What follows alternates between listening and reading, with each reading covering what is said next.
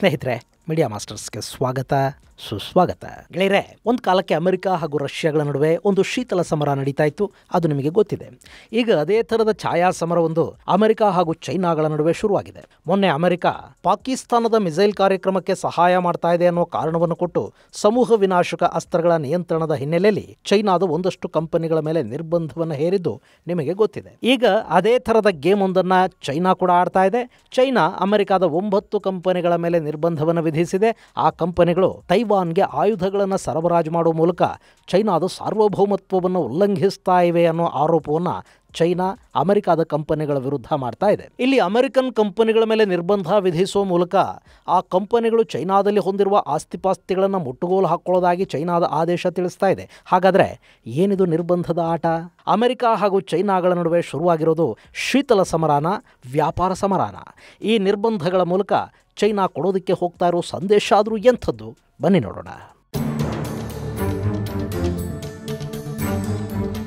ಗೆಳೆಯರೆ, ಚೈನಾ ಮತ್ತು ಅಮೆರಿಕಾಗಳ ನಡುವಿನ ಈ ಶೀತಲ ಸಮರದ ಬಗ್ಗೆ ಹೇಳೋದಕ್ಕೂ ಮೊದಲು ಇಲ್ಲೊಂದು ಸಣ್ಣ ಪ್ರಶ್ನೆ ಇದೆ. ತೈವಾನನ್ನು ಅಧಿಕೃತವಾಗಿ ಏನೆಂದು ಕರೆಯಲಾಗುತ್ತೆ? A, People's Republic of China, B, Republic of China, C, Republic of Taiwan, D, Democratic Republic of China. ಸರಿಯಾದ ಉತ್ತರನ ಕಾಮೆಂಟ್ ಬಾಕ್ಸಲ್ಲಿ ತಿಳಿಸಿ. ಈಗ ಚೈನಾ ಅಮೆರಿಕ ವಿಷಯಕ್ಕೆ ಬಂದ್ಬಿಡೋಣ. ಗೆಳೆಯರೆ, ಎರಡನೇ ಪ್ರಪಂಚ ಯುದ್ಧ ಮುಗಿದ ನಂತರ ಸೋವಿಯತ್ ರಷ್ಯಾ ಅನ್ನೋದು ಸಂಪೂರ್ಣವಾಗಿ ಪತನಗೊಳ್ಳುವವರೆಗೆ, ಅಂದ್ರೆ 1990ರ ದಶಕದವರೆಗೆ ಅಮೆರಿಕ ಹಾಗೂ ಸೋವಿಯತ್ ರಷ್ಯಾಗಳ ನಡುವೆ ಒಂದು ಶೀತಲ ಸಮರ ನಡೀತಾ ಹೋಯಿತು. ಅಲ್ಲಿ ಎರಡು ದೇಶಗಳು ಪರಸ್ಪರ ಬೆಂಕಿ ಕಾರ್ತಾ ಇದ್ವು. ಆದರೆ ನೇರವಾಗಿ ಒಬ್ಬರ ವಿರುದ್ಧ ಒಬ್ಬರು ಎಲ್ಲೂ ಯುದ್ಧಕ್ಕೆ ನಿಂತ್ಕೊಳ್ಳಿಲ್ಲ. ಎರಡೂ ದೇಶಗಳು ತಮ್ಮ ಬೆಂಬಲಿಗರ ಹೆಗಲ ಮೇಲೆ ಬಂದೂಕಿಟ್ಟು ಪರಸ್ಪರರ ವಿರುದ್ಧ ಯುದ್ಧ ಮಾಡಿದ್ವು. ಉತ್ತರ ಕೊರಿಯಾದ ಪರ ರಷ್ಯಾ ನಿಂತರೆ ದಕ್ಷಿಣ ಕೊರಿಯಾಗೆ ಅಮೆರಿಕ ಸಾಥ್ ಕೊಡ್ತು. ಇಸ್ರೇಲ್ಗೆ ಅಮೆರಿಕ ಬೆಂಬಲವಾಗಿ ನಿಂತ್ಕೊಂಡ್ರೆ ರಷ್ಯಾ ಪ್ಯಾಲೆಸ್ತೀನಿ ಸಂಘಟನೆಗಳಿಗೆ ಬಲ ತುಂಬಿತು. ಇರಾನ್ನಲ್ಲಿ ರಾಜಾ ಶಾ ಪೆಹಲವಿ ಅಮೆರಿಕದ ಮಿತ್ರನಾಗಿದ್ದ ಅನ್ನೋ ಕಾರಣಕ್ಕೆ ಅವನ ವಿರುದ್ಧ ಇಸ್ಲಾಮಿಕ್ ರೆವಲ್ಯೂಷನ್ಗೆ ರಷ್ಯಾ ಬೆಂಬಲ ಕೊಡ್ತು. ಪಾಕಿಸ್ತಾನವನ್ನು ಅಮೆರಿಕ ತನ್ನ ತೊಡೆ ಮೇಲೆ ಕೂಡಿಸ್ಕೊಂಡಿತ್ತು. ಹೀಗಾಗಿ ರಷ್ಯಾ ಭಾರತದ ಬೆಂಬಲಕ್ಕೆ ನಿಂತುಕೊಳ್ತು. ಹೀಗೆ ಶೀತಲ ಸಮರದ ಸಂದರ್ಭದಲ್ಲಿ ರಷ್ಯಾ ಹಾಗೂ ಅಮೆರಿಕಾಗಳು ಎಲ್ಲೆಲ್ಲಿ ಏನೇನು ಮಾಡಿದ್ವು ಅನ್ನೋದನ್ನು ಹೇಳ್ತಾ ಹೋದರೆ ಆ ಪಟ್ಟಿ ತುಂಬಾ ದೊಡ್ಡದಾಗತ್ತೆ. ಅಲ್ಲಿ ಎರಡೂ ದೇಶಗಳು ಜಗತ್ತಿನ ನಾನಾ ಕಡೆಗಳಲ್ಲಿ ಯುದ್ಧ ಮಾಡಿಸಿದ್ವು. ಅವತ್ತಿನ ಎಲ್ಲ ಯುದ್ಧಗಳ ಹಿಂದೂ ರಷ್ಯಾ ಮತ್ತು ಅಮೆರಿಕಾದ ನೆರಳೇ ಇರ್ತಾ ಇತ್ತು. ಆದರೆ ಈಗ ಸೋವಿಯತ್ ಯೂನಿಯನ್ ಇಲ್ಲ, ರಷ್ಯಾ ಇದೆ. ಅದು ಹಿಂದಿನಷ್ಟು ಶಕ್ತಿಶಾಲಿಯಾಗಿ ಕೂಡ ಇಲ್ಲ. ಆದರೆ ರಷ್ಯಾದ ಜಾಗವನ್ನ ಚೈನಾ ತುಂಬುತ್ತಾ ಇದೆ. ಅಮೆರಿಕ ಅವತ್ತು ಎಲ್ಲಿತ್ತೋ ಇವತ್ತು ಅಲ್ಲೇ ಹಾಗೇ ಇದೆ. ಸೊ ಚೈನಾ ಹಾಗೂ ಅಮೆರಿಕಾಗಳ ನಡುವೆ ಈಗ ಯುದ್ಧ ಶುರುವಾಗ್ತಾ ಇದೆ. ಹಾಗಂತ ಇದು ರಷ್ಯಾ ಮತ್ತು ಅಮೆರಿಕ ನಡುವೆ ನಡೆದ ಯುದ್ಧದ ರೀತಿ ಅಲ್ಲ. ಒಂಥರ ಇದು ವ್ಯಾಪಾರಿ ಯುದ್ಧ. ಯಾಕೆಂದ್ರೆ ಇಲ್ಲಿ ಚೈನಾ ಇದೆಯಲ್ಲ, ಇದು ಎರಡನೇ ವಿಶ್ವಯುದ್ಧದ ನಂತರ ಯಾವ ಯುದ್ಧವನ್ನು ಮಾಡೋದಕ್ಕೆ ಹೋಗಿಲ್ಲ. ಹಾಗೆ ಎರಡನೇ ವಿಶ್ವಯುದ್ಧ ಬಿಟ್ರೆ ಆ ಕಾಲದಲ್ಲಿ ಅವರು ಮಾಡಿದ ಬೇರೆ ಯಾವ ಯುದ್ಧವನ್ನು ಗೆದ್ದ ಇತಿಹಾಸ ಕೂಡ ಚೈನಾಗಿಲ್ಲ. ಹೀಗಾಗಿ ಚೈನಾದ್ದು ರಷ್ಯಾದ ಥರದ ಯುದ್ಧ ಪಿಪಾಸುತನ ಅಲ್ಲ.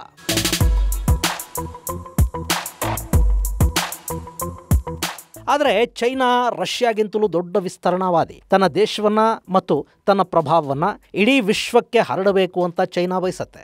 ಆದರೆ ಇಲ್ಲಿ ಕೂಡ ಚೈನಾದ ಜನಸಂಖ್ಯೆ ಹಾಗೂ ಅವರ ಆರ್ಥಿಕ ಪ್ರಗತಿಗಳು ಯುದ್ಧಗಳ ಕಡೆಗೆ ಅವರನ್ನ ತಳ್ಳದಂತೆ ತಡೀತಾ ಇವೆ. ನೀವು ಗಮನಿಸಿ ನೋಡಿ, ಚೈನಾ ಯುದ್ಧ ಮಾಡೋದಾಗಿ ಆರ್ಭಟ ಮಾಡುತ್ತೆ.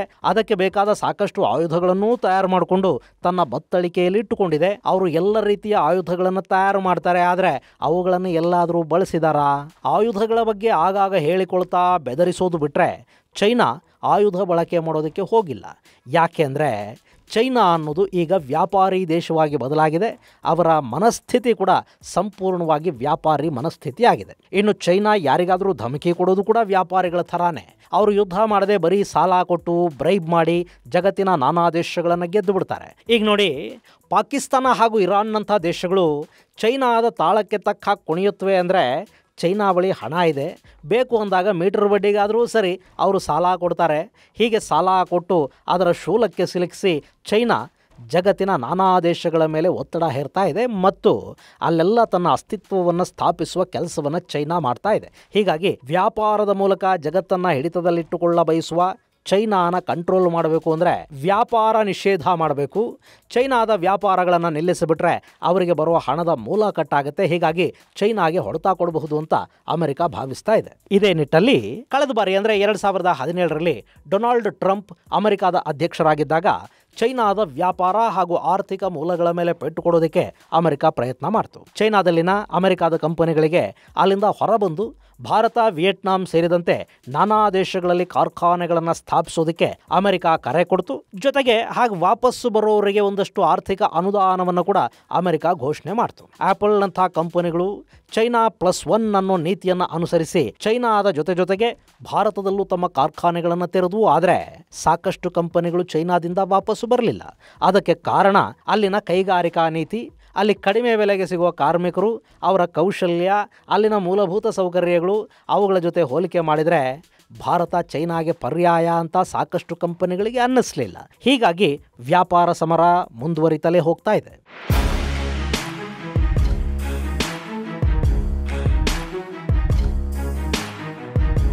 ಇದರ ಜೊತೆಗೆ ಅಮೆರಿಕ ಏಷ್ಯಾದಲ್ಲಿ ಚೈನಾದ ಪರ ಇರೋ ದೇಶಗಳ ಸರ್ಕಾರಗಳನ್ನು ಬುಡಮೇಲು ಮಾಡೋ ಕೆಲಸಕ್ಕೆ ಕೈ ಹಾಕ್ತು. ಇದನ್ನು ಈ ಹಿಂದೆ ಅಂದರೆ ಸೋವಿಯತ್ ಕಾಲದ ಶೀತಲ ಸಮರದಲ್ಲಿ ಎರಡೂ ಬಣಗಳು ಮಾಡ್ತಾ ಇದ್ವು. ಅಮೆರಿಕದ ಮಿತ್ರ ಸರ್ಕಾರಗಳನ್ನು ರಷ್ಯಾ ಕೆಡುತ್ತಾ ಇತ್ತು, ರಷ್ಯಾದ ಮಿತ್ರರನ್ನು ಅಮೆರಿಕ ಮನೆಗೆ ಕಳುಹಿಸ್ತಾ ಇತ್ತು. ಈಗ ಚೈನಾದ ವಿಷಯದಲ್ಲಿ ಕೂಡ ಅಮೆರಿಕ ಇದೇ ಕೆಲಸವನ್ನು ಮಾಡೋದಕ್ಕೆ ಹೋಗ್ತಾ ಇದೆ. ಚೈನಾ ಕೂಡ ಇಲ್ಲಿ ಅಮೆರಿಕ ಬೆಂಬಲಿತ ಸರ್ಕಾರಗಳಿರುವ ಸ್ಥಳಗಳಲ್ಲಿ ಸಾಲ ಕೊಟ್ಟು ಸರ್ಕಾರಗಳನ್ನು ತನ್ನ ಪರ ಮಾಡಿಕೊಳ್ಳೋ ಪ್ರಯತ್ನವನ್ನು ಮಾಡ್ತಾ ಇದೆ. ಈಗ ನೋಡಿ, ಪಾಕಿಸ್ತಾನದಲ್ಲಿ ಇಮ್ರಾನ್ ಸರ್ಕಾರವನ್ನು ಕೆಡವಿ ಅಮೆರಿಕ ತನ್ನ ನಿಷ್ಠ ಶೆಹಬಾಜ್ ಶರೀಫ್ಗೆ ಪಟ್ಟ ಕಟ್ತು. ಆದರೆ ಶೆಹಬಾಜ್ ನಮಗೆ ಅಮೆರಿಕ ಮಿತ್ರನೇ, ಆದರೆ ಚೈನಾ ಅಮೆರಿಕಾಗಿಂತ ಸ್ವಲ್ಪ ಜಾಸ್ತಿ ಅನ್ನೋ ಹೇಳಿಕೆಯನ್ನು ಕೊಟ್ಟ. ಯಾಕೆಂದರೆ ಚೈನಾ ಪಾಕಿಸ್ತಾನಕ್ಕೆ ಅಷ್ಟೊಂದು ಪ್ರಮಾಣದ ಸಾಲ ಕೊಟ್ಟಿದೆ. ಅವರು ಬಾಲ ಬಿಚ್ಚಿದರೆ ಸಾಲ ಮರುಪಾವತಿ, ಬಡ್ಡಿ, ಹೀಗೆ ಬೇರೆ ಬೇರೆ ರೂಪದಲ್ಲಿ ಚೈನಾ ಹಣ ಕೇಳುತ್ತೆ. ಕೊಡೋದಕ್ಕೆ ಪಾಕಿಗಳ ಬಳಿ ಹಣ ಇರಬೇಕಲ್ಲ. ಹೀಗಾಗಿ ಅವರು ತೆಪ್ಪಗೆ ಚೈನಾದ ಮಾತು ಕೇಳ್ತಾ ಇದ್ದಾರೆ. ಸೊ ಇಲ್ಲಿ ಚೈನಾನ ಮಣಿಸಬೇಕು ಅಂದರೆ ಅವರ ವ್ಯಾಪಾರವನ್ನು ಕಡಿಮೆ ಮಾಡಬೇಕು, ಅವರ ಆರ್ಥಿಕ ಶಕ್ತಿಗೆ ಪೆಟ್ಟು ಕೊಡಬೇಕು. ಆ ಕಾರಣಕ್ಕೆ ಅಮೆರಿಕ ಚೈನಾದ ವ್ಯಾಪಾರ ಕಂಪನಿಗಳ ಮೇಲೆ ನಿರ್ಬಂಧವನ್ನು ವಿಧಿಸಿಕೊಂಡು ಬರ್ತಾ ಇದೆ. ಅದೇ ನಿಟ್ಟಲ್ಲಿ ಬೀಜಿಂಗ್ ಮೂಲದ ರಿಯಾಮ್ ಅಂದರೆ research institute of automation for machine building industry ಜೊತೆ ಪಾಕಿಸ್ತಾನದ ಮೀಡಿಯಂ ರೇಂಜ್ ಬ್ಯಾಲಿಸ್ಟಿಕ್ ಮಿಸೈಲ್ ಕಾರ್ಯಕ್ರಮದಲ್ಲಿ ಭಾಗಿಯಾಗಿದ್ದ Hubei Huachangda intelligent equipment company, universal enterprises ಮತ್ತು ಶಿಯಾನ್ ಲಾಂಗ್ಡೆ ಟೆಕ್ನಾಲಜಿ ಡೆವಲಪ್ಮೆಂಟ್ ಮುಂತಾದ ಚೈನಾ ಸಂಸ್ಥೆಗಳ ಮೇಲೆ ಅಮೆರಿಕ ನಿರ್ಬಂಧವನ್ನು ವಿಧಿಸಿತು. ಈ ಕಂಪನಿಗಳು ಅಮೆರಿಕದಲ್ಲಿ ಯಾವೆಲ್ಲ ಆಸ್ತಿಪಾಸ್ತಿಗಳನ್ನು ಹೊಂದಿವೆಯೋ ಅವೆಲ್ಲವನ್ನು ಕೂಡ ಮುಟ್ಟುಗೋಲು ಹಾಕೊಳ್ಳೋದಾಗಿ ಅಮೆರಿಕ ಹೇಳಿತು. ಅದಕ್ಕೆ ಪ್ರತೀಕಾರ ಹೇಳೋ ನಿಟ್ಟಲ್ಲಿ ಈಗ ಚೈನಾ ಕೂಡ ಅಮೆರಿಕದ 9 ಕಂಪನಿಗಳ ವಿರುದ್ಧ ನಿರ್ಬಂಧವನ್ನು ವಿಧಿಸ್ತಾ ಇದೆ. ಅಷ್ಟೇ ಅಲ್ಲದೆ ಆ ಕಂಪನಿಗಳು ಚೈನಾದಲ್ಲಿ ಹೊಂದಿರುವ ಆಸ್ತಿಯನ್ನ, ಚೈನಾ ಬ್ಯಾಂಕ್ಗಳಲ್ಲಿನ ಹಣವನ್ನ ಫ್ರೀಸ್ ಮಾಡೋದಾಗಿ ಚೈನಾ ಹೇಳ್ತಾ ಇದೆ. ಇಲ್ಲಿ ಅಮೆರಿಕದ ಸಿಯರಾ ನೆವಾಡಾ ಕಾರ್ಪೊರೇಷನ್ ಮತ್ತು stick rudder enterprises LLC, cubic corporation, S3 aerospace, TCOM, text or, planet management group, ACT1 federal ಮತ್ತು ಎಕ್ಸೋವೆರಾ ಅನ್ನೋ ಕಂಪನಿಗಳ ಮೇಲೆ ಚೈನಾ ನಿರ್ಬಂಧವನ್ನು ವಿಧಿಸಿದೆ. ಇವು ರಕ್ಷಣಾ ಉಪಕರಣಗಳನ್ನು ತಯಾರು ಮಾಡ್ತಾ ಇದ್ದು ಚೈನಾ ವಿರುದ್ಧ ತೈವಾನ್ಗೆ ಆಯುಧಗಳನ್ನು ಸರಬರಾಜು ಮಾಡ್ತಾ ಇವೆ ಅನ್ನೋ ಆರೋಪವನ್ನ ಇಲ್ಲಿ ಚೈನಾ ಹೊರಿಸ್ತಾ ಇದೆ. ಹೇಗೆ ಅಮೆರಿಕ ತನಗೆ ಬೇಡದ ಕಂಪನಿಗಳನ್ನು ಬ್ಯಾನ್ ಮಾಡುತ್ತೋ ಅದೇ ಥರ ಚೈನಾ ಕೂಡ ಅಮೆರಿಕದ ಕಂಪನಿಗಳ ವಿರುದ್ಧ ನಿರ್ಬಂಧವನ್ನು ವಿಧಿಸ್ತಾ ಇದೆ. ಗೆಳೆಯರೆ, ಇಲ್ಲಿ ಚೈನಾ ಅಮೆರಿಕದ ವಿರುದ್ಧ ಇಂಥದ್ದೊಂದು ಕ್ರಮಕ್ಕೆ ಮುಂದಾಗಿರೋದು ಕೇವಲ ಆ ಕಂಪನಿಗಳು ತೈವಾನ್ಗೆ ಶಸ್ತ್ರಾಸ್ತ್ರಗಳನ್ನು ಕೊಡ್ತಾ ಇವೆ ಅನ್ನೋ ಕಾರಣಕ್ಕಷ್ಟೇ ಅಲ್ಲ.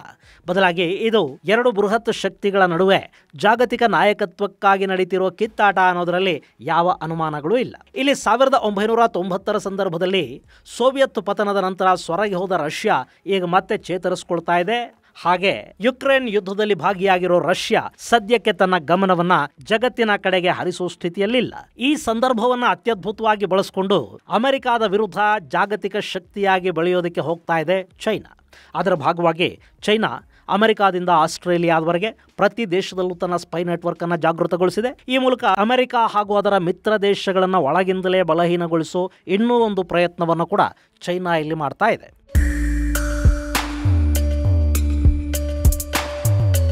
ಇಲ್ಲಿ ಅಮೆರಿಕ ಹಾಗೂ ರಷ್ಯಾಗಳ ನಡುವಿನ ಸಮರಕ್ಕೂ ಚೈನಾ ಮತ್ತು ಅಮೆರಿಕ ನಡುವಿನ ಸಮರಕ್ಕೂ ಸಾಕಷ್ಟು ವ್ಯತ್ಯಾಸಗಳಿವೆ. ಸೋವಿಯತ್ ಅಮೆರಿಕಾದ ಥರಾನೇ ಸೇನಾ ಕಾರ್ಯಾಚರಣೆಯನ್ನು ಮಾಡ್ತಾ ಇತ್ತು. ಎರಡೂ ದೇಶಗಳು ಆಯುಧ ಶಕ್ತಿಯಲ್ಲಿ ಕಾಂಪೀಟ್ ಮಾಡ್ತಾ ಇದ್ವು. ಆದರೆ ಚೈನಾದ ಆಯುಧಗಳನ್ನು ನಾವು ಅಮೆರಿಕ ಜೊತೆ ಕಂಪೇರ್ ಮಾಡೋದಕ್ಕೆ ಸಾಧ್ಯ ಆಗೋದಿಲ್ಲ. ಚೈನಾದ ಸೇನೆ ಕೂಡ ಯುದ್ಧ ಮಾಡಿದ ಅನುಭವವನ್ನು ಹೊಂದಿಲ್ಲ. ಚೈನಾ ಅನ್ನೋದು ವ್ಯಾಪಾರಿ ದೇಶ, ಜೊತೆಗೆ ಕುತಂತ್ರಗಳನ್ನು ತುಂಬ ಚೆನ್ನಾಗಿ ಮಾಡಬಲ್ಲ ದೇಶ. ಇನ್ನು ರಷ್ಯಾದ ಮೇಲೆ ಅವತ್ತಿಗೆ ಅಮೆರಿಕಾದ ಅವಲಂಬನೆ ಅನ್ನೋದು ದೊಡ್ಡ ಮಟ್ಟದಲ್ಲಿರಲಿಲ್ಲ. ರಷ್ಯಾದಲ್ಲಿದ್ದ ಹಾಗೆ ಅಮೆರಿಕಾದಲ್ಲಿ ಕೂಡ ಕಚ್ಚಾ ತೈಲ, ನ್ಯಾಚುರಲ್ ಗ್ಯಾಸ್ ಇತ್ತು. ಅದು ಸಾಕಾಗದೇ ಇದ್ದರೆ ಸರಬರಾಜು ಮಾಡೋದಕ್ಕೆ ಅರಬ್ ದೇಶಗಳಿದ್ವು. ಆದರೆ ಚೈನಾದ ವಿಷಯದಲ್ಲಿ ಹಾಗಲ್ಲ.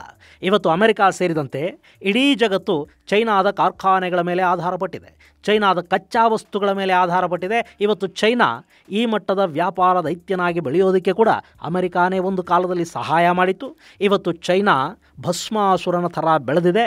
ಚೈನಾಗೆ ಅಮೆರಿಕ ಹಾಗೂ ಪಶ್ಚಿಮ ದೇಶಗಳ ವ್ಯಾಪಾರ ಹೇಗೆ ಬೇಕೋ ಚೈನಾದ ವಸ್ತುಗಳು ಕೂಡ ಜಗತ್ತಿನ ನಾನಾ ದೇಶಗಳಿಗೆ ಬೇಕು. ಹೀಗಾಗಿ ಅಲ್ಲಿ ಪರಸ್ಪರ ಅವಲಂಬನೆ ಅನ್ನೋದಿದೆ. ಇನ್ನು ನಿರ್ಬಂಧ ವಿಧಿಸೋದು ಅಮೆರಿಕಾದ ಹಳೆ ಸ್ಟೈಲ್. ಈಗಾಗಲೇ ಚೈನಾ ವಿರುದ್ಧ ಅಮೆರಿಕಾದ ಸಾಕಷ್ಟು ನಿರ್ಬಂಧಗಳಿವೆ. ಆದರೂ ಅವುಗಳಿಂದ ಚೈನಾಗಾಗ್ತಾ ಇರೋ ನಷ್ಟ ದೊಡ್ಡ ಮಟ್ಟದಲ್ಲಿ ಕಾಣ್ತಾ ಇಲ್ಲ. ಯಾಕೆ ಅಂದರೆ ಚೈನಾದ ತಯಾರಿಕಾ ವಲಯ ಸ್ಟ್ರಾಂಗ್ ಇದೆ ಮತ್ತು ಹೆಚ್ಚು ಹೆಚ್ಚು ನಿರ್ಬಂಧಗಳನ್ನು ವಿಧಿಸಿದರೆ ಅಮೆರಿಕಾದ ಕಂಪನಿಗಳು ಕೂಡ ಅಲ್ಲಿ ಸಂಕಷ್ಟಕ್ಕೆ ಸಿಲುಕತ್ವೆ.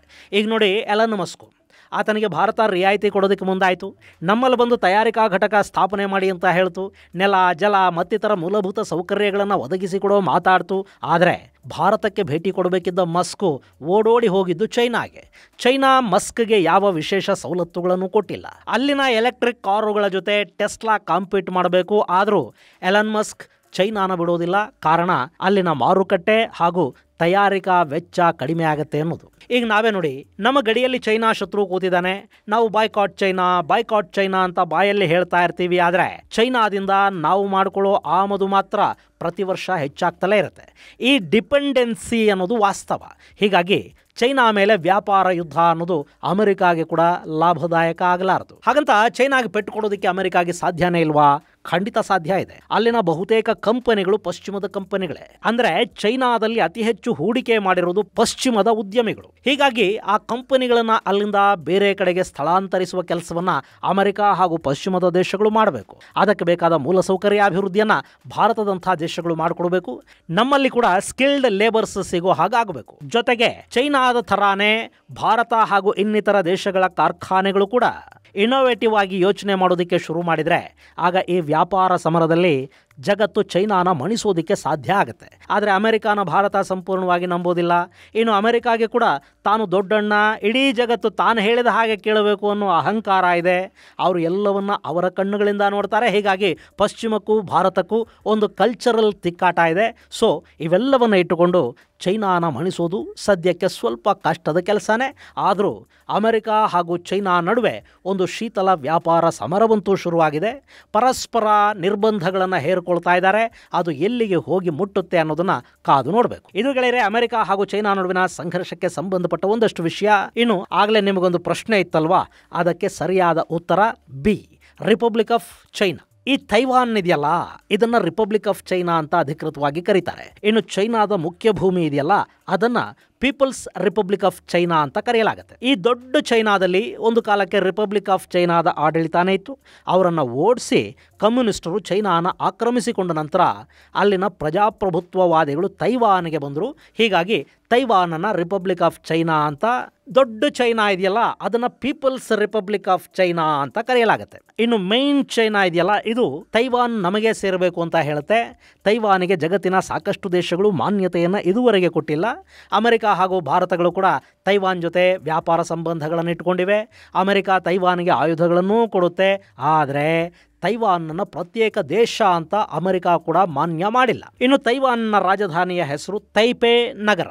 ಇದು ಗೆಳೆಯರೆ ವಿಷಯ. ಮುಂದಿನ ಸಂಚಿಕೆಯಲ್ಲಿ ಮತ್ತಷ್ಟು ವಿಶೇಷಗಳ ಜೊತೆ ಮತ್ತೆ ಭೇಟಿಯಾಗೋಣ. ಅಲ್ಲಿವರೆಗೆ ಜೈ ಹಿಂದ್, ಜೈ ಕರ್ನಾಟಕ.